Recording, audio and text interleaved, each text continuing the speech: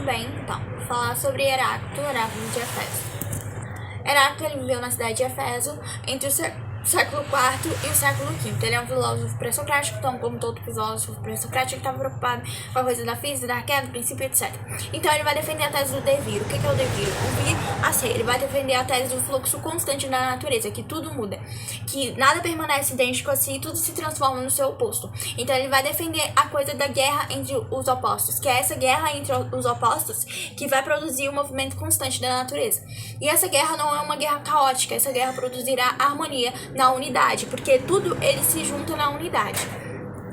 Essa guerra é uma guerra, mas ao mesmo tempo é uma paz. E esse contraste é a harmonia entre os opostos. Então, Heráclito ele vai se contrapor totalmente às ideias de Parmênides, porque Parmênides ele vai dizer que nada muda, que o ser ele é imóvel, que o ser ele é imutável, enquanto isso Heráclito ele vai dizer que na natureza é um movimento constante.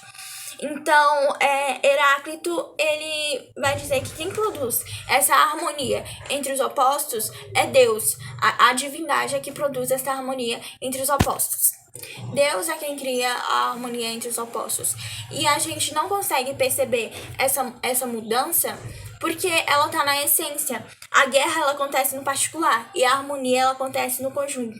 Tudo se junta na unidade e a gente só consegue dar valor às coisas justamente, os argumentos dele, a gente só consegue dar valor às coisas justamente por causa que a gente conhece o oposto. Por exemplo, o frio por causa do quente, o quente por causa do frio, a justiça por causa da ofensa, o vivo por causa do morto e etc.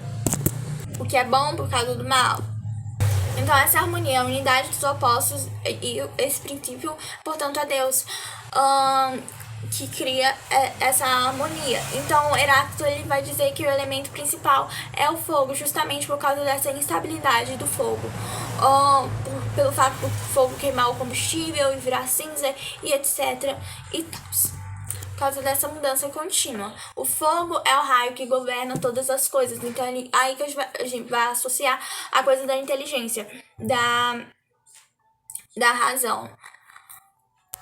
No caso, então, a verdade ela é dialética. O que é dialética? Por exemplo, eu solto um argumento, a outra pessoa me rebate esse argumento e vai rebatendo até que a gente vai chegar numa verdade. Então, a verdade, ela é a síntese dos contrários, que aí vai surgir a unidade, que é essa verdade, entendeu?